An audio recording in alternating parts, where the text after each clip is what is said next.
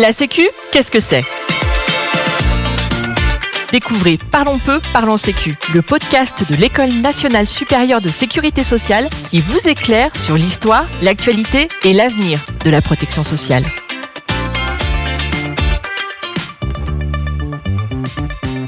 Dans cet épisode, nous recevons Pierre Mayer, associé chez ICE Partners et membre du conseil d'orientation scientifique de l'EN3S. Pierre Mayer, bonjour. Bonjour. Aujourd'hui, nous allons aborder le thème des complémentaires pour essayer de mieux comprendre de quoi il s'agit. Ce qui m'amène à ma première question. Quand on parle de complémentaires, on parle de complémentaires à quoi exactement ? Alors, c'est une question simple et c'est une excellente question parce qu'avant de parler des complémentaires, il faut comprendre complémentaire à quoi ? Et la réponse, elle est complémentaire à la sécurité sociale. Parce que la sécurité sociale n'a jamais eu vocation à tout couvrir. Je crois que c'est important de rappeler que dès l'origine de la création du modèle français de sécurité sociale, une possibilité est ouverte de disposer de garanties complémentaires, et c'est le livre 9 du Code de la sécurité sociale qui donne la possibilité au dialogue social de compléter les garanties qui résultent de l'organisation de la sécurité sociale. On retrouve cette formule de 1945, l'organisation de la sécurité sociale. C'est l'article L911-1 du Code de la sécurité sociale. Et c'est un point essentiel, la protection sociale complémentaire est une création des partenaires sociaux. Vous dites protection sociale complémentaire, on ne parle donc pas seulement des complémentaires santé ? On ne parle pas seulement des complémentaires santé. Parce que, bien sûr, tout le monde se focalise sur les complémentaires santé, mais le champ de la protection sociale complémentaire est beaucoup plus vaste. Historiquement, il faut rappeler que la retraite complémentaire obligatoire, les régimes Agirc-Arrco, elle est née du livre 9. Ce sont des accords d'entreprise et de branches signés par les partenaires sociaux au niveau des entreprises, au niveau des branches professionnelles, qui sont à l'origine des caisses de retraite Agirc-Arrco.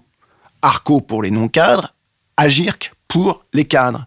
Et ces caisses, ce régime Agirc-Arrco, ce régime de retraite complémentaire obligatoire, il est devenu réellement obligatoire pour l'ensemble des salariés et l'ensemble des entreprises de France par la loi de généralisation de 1972. Et désormais, on sépare ce qui relève de l'activité dite d'intérêt général, les institutions de retraite complémentaire qui sont sous la responsabilité de l'Agirc-Arrco, et ce qui relève du champ concurrentiel, avec des acteurs qui appartiennent à 3 familles différentes, les institutions de prévoyance, les mutuelles, et les 2 premiers, donc, ce sont des organismes non lucratifs, et puis, 3e famille, les sociétés d'assurance, organismes lucratifs. Cette protection sociale complémentaire, elle couvre plusieurs risques. La prévoyance, la santé et la retraite supplémentaire. La prévoyance tout d'abord. Dans cette prévoyance, on a à la fois des garanties sur le décès, sur l'incapacité et l'invalidité. En matière de décès, par exemple, il faut rappeler que la sécurité sociale, si un salarié décède en activité professionnelle, elle prévoit juste un capital de l'ordre de 3 500 €.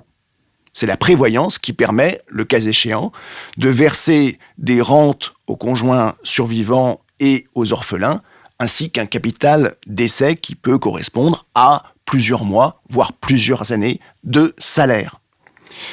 Deuxième risque, la santé. Et là, la complémentaire, qu'on appelle souvent en langage familier la mutuelle, elle va prendre en charge des frais non pris en charge par la sécurité sociale sur les consultations, c'est ce qu'on appelle le ticket modérateur, les soins dentaires, et là on a une intervention très importante des complémentaires en la matière, et le forfait journalier à l'hôpital. Par exemple, la mutuelle, l'organisme complémentaire, va prendre en charge la chambre seule, ce qu'on appelle la chambre seule, lorsque vous êtes hospitalisé. C'est une dépense qui n'est pas prise en charge par la sécurité sociale, mais qui est prise en charge par la mutuelle, par la complémentaire santé. Et puis, 3e grande partie de cette protection sociale complémentaire, la retraite supplémentaire avec des dispositifs en capitalisation. Et alors une complémentaire, c'est facultatif ou obligatoire ? Alors c'est une question très compliquée parce que ça dépend pour qui et pourquoi. Dans le cadre des salariés du secteur privé, des accords de branche et ou d'entreprise définissent des garanties qui, une fois qu'elles sont signées, une fois qu'elles sont mises en œuvre, elles doivent bien s'appliquer à tous les salariés. En santé, depuis le 1er janvier 2016, tous les employeurs doivent cotiser pour leurs salariés à une garantie complémentaire. Si vous êtes employeur demain et que vous avez des salariés, vous êtes obligé d'avoir une complémentaire santé. C'est donc obligatoire dans ce cadre pour les employeurs et obligatoire pour les salariés, sauf s'ils démontrent qu'ils sont déjà couverts, par exemple, par leur conjoint. En prévoyance, pour le salarié, à partir du moment où un accord, voire une décision unilatérale de l'employeur est entrée en vigueur, la garantie devient obligatoire. Vous ne pouvez pas choisir de ne pas cotiser à la garantie de prévoyance qui s'applique à votre branche professionnelle ou à votre entreprise. Et il y a le plus souvent un partage de la cotisation entre l'employeur et le salarié. Bien sûr, même dans le cadre de dispositions obligatoires qui ont été mises en place, rien n'empêche un salarié de souscrire à ce qu'on appelle des garanties surcomplémentaires. Mais là, c'est un choix individuel, facultatif, qu'il opère dans un cadre soit individuel, soit dans un cadre collectif. Et selon vous, pourrait-on les supprimer, ces complémentaires ? Alors moi je crois que l'intervention des organismes assureurs sur la prévoyance et la retraite supplémentaire, elle est peu discutée. En revanche, il y a clairement en France, depuis plusieurs années, un débat récurrent sur la santé, encore récemment avec l'idée de la grande sécu. Donc la grande sécu, ça veut dire quoi ? Ça veut dire une sécu qui prend en charge l'ensemble des dépenses liées à la santé.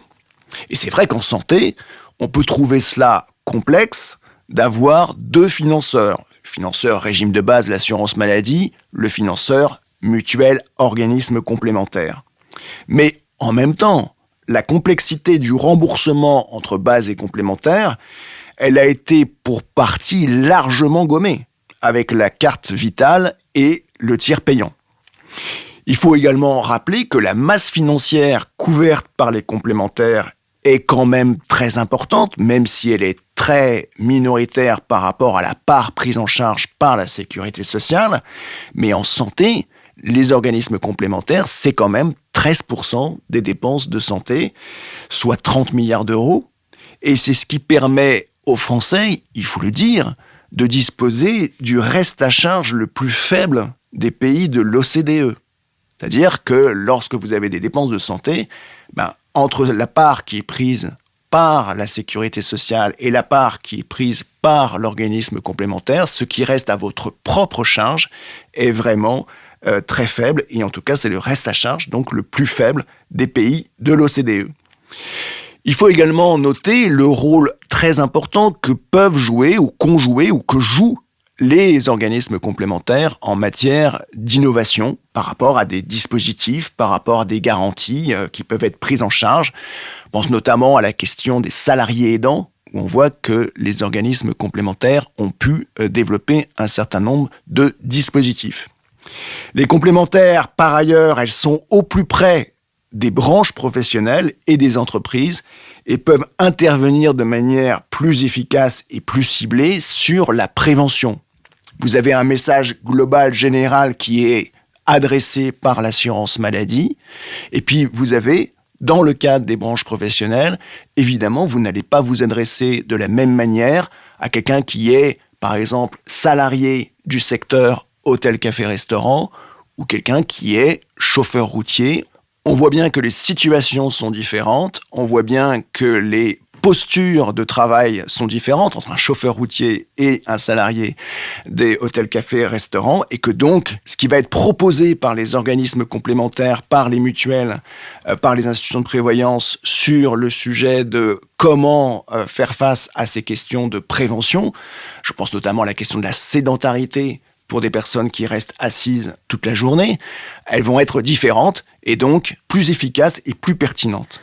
Merci beaucoup Pierre pour cet éclairage. Merci à vous.